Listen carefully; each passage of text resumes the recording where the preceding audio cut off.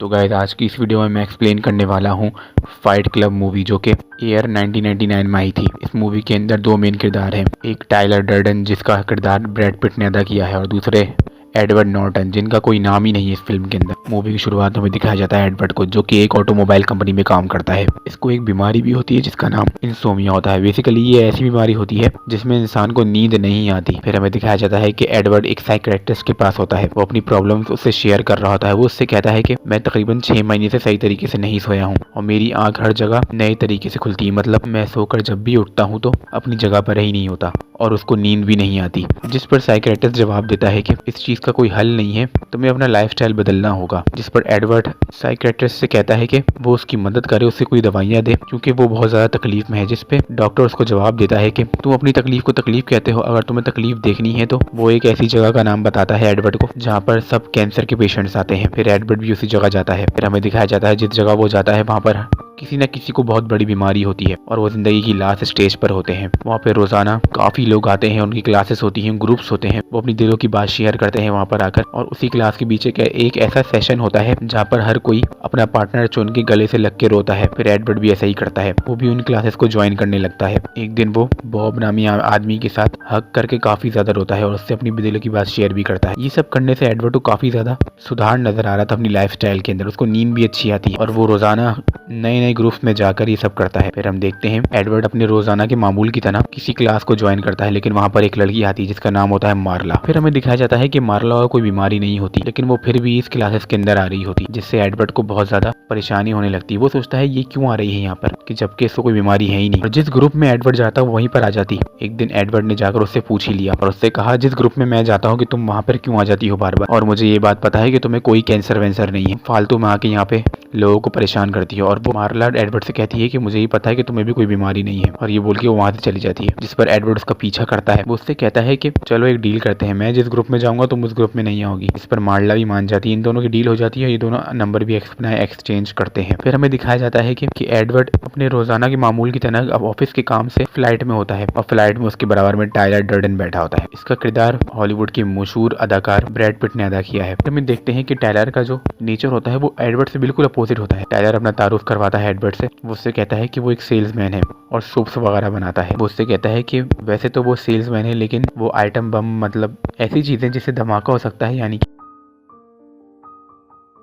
Bombs वगैरह बनाना भी जानता है। हम देखते हैं टाइलर अपना विजिटिंग कार्ड देकर एडवर्ड को वहां से चला जाता है। बेसिकली ये दोनों फ्लाइट में मिले होते हैं और फ्लाइट के अंदर एडवर्ड की एक टेम्पोरेरी तौर पर टाइलर से मुलाकात हो जाती है। फिर हम देखते हैं कि एडवर्ड अपने घर जा रहा होता है, लेकिन उसके अपार्टमेंट में किसी ने आग लगा दी होती। बताया तो यही जाता है कि घर के अंदर गैस चालू थी और सिलेंडर फटने की वजह से पूरे घर में आग लग गई और वो घर पूरा तबाह हो जाता है। एडवर्ड सोचता है कि उसका घर तो तबाह हो गया, वो अब कहाँ जाएगा। जिस पर वो टाइलर को फोन करता है। वो उसे काफी कॉल मिलाता है लेकिन कॉल कोई भी रिसीव नहीं करता। लेकिन जब वो फोन रखकर जाने होता है तो अचानक से सामने से कॉल आती है, जिस पर एडवर्ड फोन उठाता है। एडवर्ड अपनी सारी सिचुएशन टाइलर से शेयर करता है। हम देखते हैं कि एडवर्ड टाइलर से मिलने एक बार में जाता है। वो दोनों वहाँ पे काफी बातें शेयर करते हैं। फिर एडवर्ड टाइलर से कहता है कि वो अब होटल बुक करके वहीं जाएगा, जिस पर टाइलर उसको कहता है कि होटल बुक करने की क्या जरूरत है, वो उसके घर में रह सकता है। फिर टाइलर एडवर्ड से कहता है कि वो उसको एक मुक्का मारे, जिस पर एडवर्ड देखकर बहुत ज्यादा हैरान होता है और कहता है तुम ऐसा सब करने का क्यों कह रहे हो। इस पर टाइलर उसको कहता है तुम ये करके तो देखो। फिर एडवर्ड उसके मुंह पर जोरदार मुक्का मारता है, जिस पर टाइलर कहता है इतनी जोर से मारने की क्या जरूरत थी। फिर टाइलर भी उसके ऊपर हमला करता है और ये सब करने से इन दोनों को मजा आने लगा था। फिर ये दोनों वहीं पर लड़ने लग जाते हैं। फाइट करने के बाद टाइलर एडवर्ड को अपने घर लेके जाता है। उसका घर बहुत ज्यादा पुराना होता है, गंदा होता है और घर की हर चीज में कोई ना कोई मसला ही होता है। फिर हमें दिखाया जाता है कि एडवर्ड की जिंदगी में बहुत ज्यादा बदलाव आता है। उसकी सोने वाली बीमारी भी खत्म हो जाती है। वो अपनी जिंदगी अपनी तरीके से जीने लगता है। उसको टाइलर के साथ टाइम स्पेंड करने में मजा भी आता है। फिर हम देखते हैं कि इन दोनों ने अपना खुद का एक फाइट क्लब बना लिया होता है, जहाँ पर ये हफ्ते में एक बार जरूर वहाँ जाकर फाइट करते हैं और वहाँ के रूल सिर्फ टाइलर ही डिसाइड करता है। हमें दिखाया जाता है कि इनका ग्रुप बढ़ता जाता है और फाइट क्लब में नए नए बंदे शामिल होते रहते हैं। ये लोग सब उस दिन का बेसब्री से इंतजार करते हैं जिस दिन फाइट क्लब होता है। फिर हमें दिखाया जाता है कि फाइट क्लब के अंदर एडवर्ड और टाइलर को काफी ज्यादा मजा आने लगता है। एडवर्ड को बहुत ज्यादा इंजरी भी होती है लेकिन उसको कोई फर्क नहीं पड़ता है इंजरी से, वो तो बस फाइट क्लब के अंदर मगन रहना चाहता है। फिर हम देखते हैं एक दिन एडवर्ड के पास मार्ला का फोन आता है। वो उसको कहती है कि तुमने क्लासेस लेना छोड़ दी, यानी कि वो उन क्लासेस की बात कर रही होती है जिसमें एडवर्ड कभी जाया करता था। जिस पर एडवर्ड उसको जवाब देता है कि नहीं, मैं अब क्लासेस नहीं लेता क्योंकि मेरी बीमारी ठीक हो चुकी है।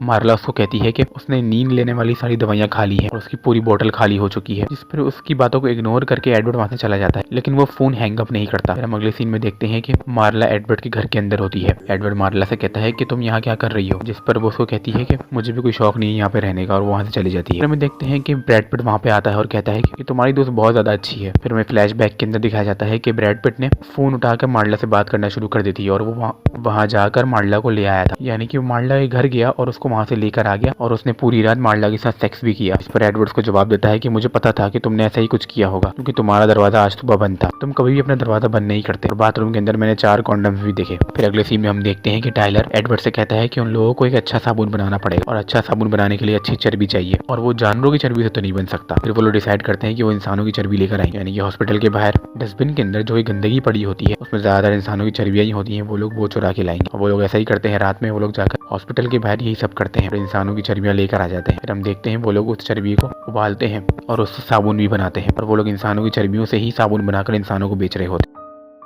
फिर हमें अगले सीन में दिखाया जाता है कि एडवर्ड को बॉब मिलता है। एडवर्ड जब उससे पूछता है कि तुमने क्लासेस जाना छोड़ दिए, इस पर बॉब कहता है कि मैंने तो बहुत पहले ही छोड़ दिया था क्लासेस जाना, और वो उससे कहता है कि मुझे उससे भी ज्यादा बेहतरीन चीज मिली है। वो एडवर्ड को फाइट क्लब का बताता है। फिर हमें दिखाया जाता है कि फाइट क्लब जो होता है बहुत ज्यादा मशहूर हो चुका होता है, और टाइलर के फाइट क्लब के अंदर बहुत ज्यादा न्यू मेंबर्स आने लगते हैं। उसका फाइट क्लब बहुत ज्यादा मशहूर हो जाता है और वो बहुत सी सिटीज में अपने फाइट क्लब को ओपन कर लेता है। फिर हमें दिखाया जाता है कि टाइलर अपने घर के अंदर ही बहुत से बंदों को लाके शामिल कर लेता है। बेसिकली वो अपने घर के अंदर एक बहुत बड़े मिशन की तैयारी कर रहा होता है जिसका नाम मेहेम होता है, और इसके बारे में एडवर्ड को कुछ नहीं पता होता। वो अपने बंदों से किसी से भी ये बात पूछने की अगर कोशिश करता कि मेहेम क्या है, जिस पर वो कहता कि हर कोई उसको यही कहता कि इस मिशन का एक ही रूल है कि कोई सवाल ना किया जाए। इस पर एडवर्ड बहुत ज्यादा गुस्से में आ जाता है। वो टाइलर से जाकर पूछता है कि आखिर ये सब चल क्या रहा है, और वो दोनों गाड़ी के अंदर होते हैं। फिर टाइलर उसको बताता है कि मैं एक बहुत बड़े मिशन की तैयारी कर रहा हूँ जिसका सिर्फ मुझे ही पता है कि आगे क्या होगा, और बातचीत के दौरान उन दोनों के बीच बहुत ज्यादा आर्ग्यूमेंट्स होते हैं। एडवर्ड परेशान होता है टाइलर और उसकी गैंग से, उनकी बदमाशी से। वो लोग कभी कभार किसी दुकान में आग लगा देते तो कभी किसी की गाड़ी को तबाह करके भाग जाते। उनकी बदमाशी दिन ब दिन बढ़ते ही जा रही थी और एडवर्ड इस सबसे परेशान हो गया था।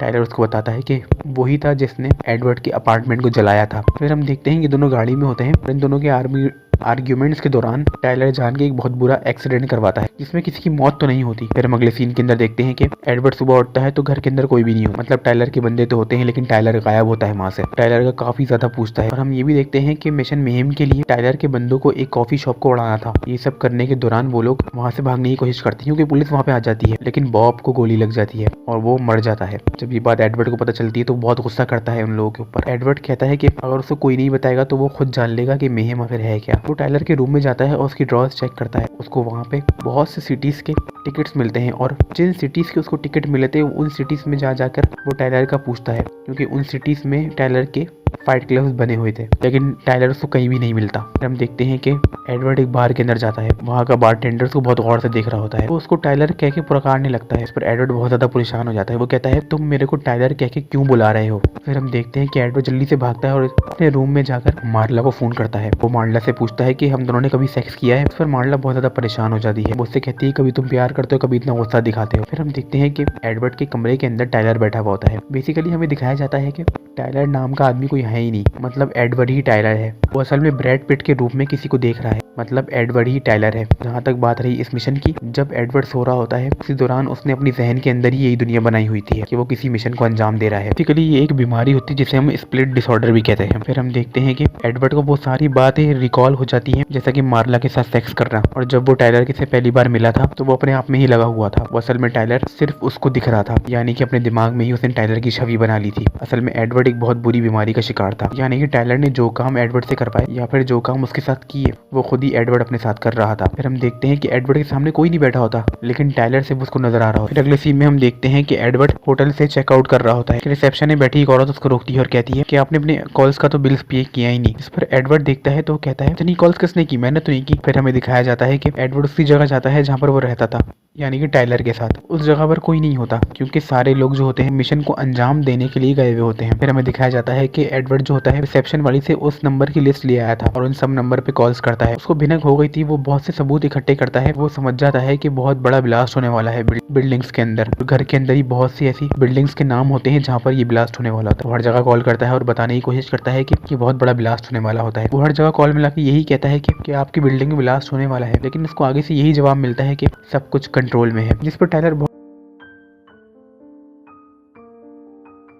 हमें दिखाया जाता है कि एडवर्ड जो होता है वो पुलिस वालों के पास जाता है और इस मिशन के बारे में सब कुछ बता देता है उन लोगों को। लेकिन हमें दिखाया जाता है कि पुलिस वाले असल में टाइलर के बंदे ही होते हैं और वो इस मिशन का ही हिस्सा होते हैं। वो सब बंदे उसको कहते हैं कि आपने ही कहा था कि इस मिशन का जिक्र नहीं करना, और जो इस मिशन का जिक्र करेगा उसको मार देना। तो वो लोग उसी को मारने लगते हैं, लेकिन एडवर्ड अपनी जान बचा के वहां से भाग जाता है। हमें दिखाया जाता है कि टाइलर वहां जाता है जहाँ पर ब्लास्ट होने वाला होता है और वहां जाकर बम्स को डिफ्यूज करने की कोशिश करता है। हमें दिखाया जाता है कि ब्रैड पिट वहां जाता है। वो उससे कहता है कि तुम क्या कर रहे हो। इस पर टाइलर उससे कहता है चले जाओ यहाँ से, तुम मेरी सिर्फ एक छवि हो। फिर हमें दिखाया जाता है कि टाइलर यानी कि ब्रैड पिट उसको बहुत बुरा मारने लगता है। असल में टाइलर जो होता है यानी ब्रैड पिट एडवर्ड के ऊपर हावी होने लगता है, यानी कि उसकी बीमारी उरूज पर पहुंच चुकी होती है। वो अपने आप को ही नुकसान पहुंचा रहा होता है खुद ही। फिर हमें दिखाया जाता है कि ब्रैड पिट होता है वो एडवर्ड के मुंह के अंदर गन रख देता है, जो कि हमने मूवी की शुरुआत के अंदर सीन देखा था। फिर हमें दिखाया जाता है बिल्डिंग के नीचे मार्ला को लाया जा रहा होता है। एडवर्ड सोचता है इस तरह तो मार्ला का बहुत ज्यादा नुकसान हो जाए, ये लोग उसको मार देंगे। फिर एडवर्ड ब्रैड पिट से कहता है कि तुम मेरी सिर्फ एक छवि हो और तुम मेरा कुछ नहीं बिगाड़ सकते, यानी कि एडवर्ड अपने मुंह के अंदर ही खुद ही गोली चला लेता है। फिर हम देखते हैं ये सब करना उसके लिए सही साबित होता है। ब्रैड पिट की छवि वहां से चली जाती है। फिर हमें दिखाया जाता है कि मार्ला वहां आती और एडवर्ड से कहता है कि तुम मेरे को बिल्कुल सही टाइम पर मिली थी,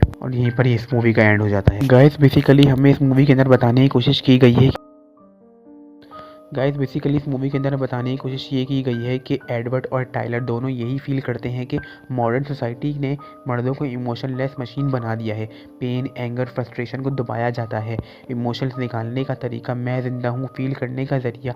इमोशंस को दबाना सोल्यूशन नहीं, समझाना सोल्यूशन है। इस मूवी के अंदर हमें टाइलर डर्डेन यानी कि नरेटर का यही दूसरा रूप है। टाइलर वो सब करता है जो एडवर्ड करना चाहता था, लेकिन हिम्मत नहीं थी। जब इंसान अपनी असली फीलिंग्स दबा देता है तो दिमाग खुद एक डेंजरस एस्केप बन जाता है। तो गाइस ये मूवी जो इसी वजह से इतनी मशहूर हुई क्योंकि इसका प्लॉट बहुत ही कह लो कि इंटरेस्टिंग था। तो अगर आपको वीडियो अच्छी लगी तो लाइक कीजिएगा, सब्सक्राइब कीजिएगा। मिलता हूँ अगली वीडियो में, तब तक के लिए खुदा हाफिज़।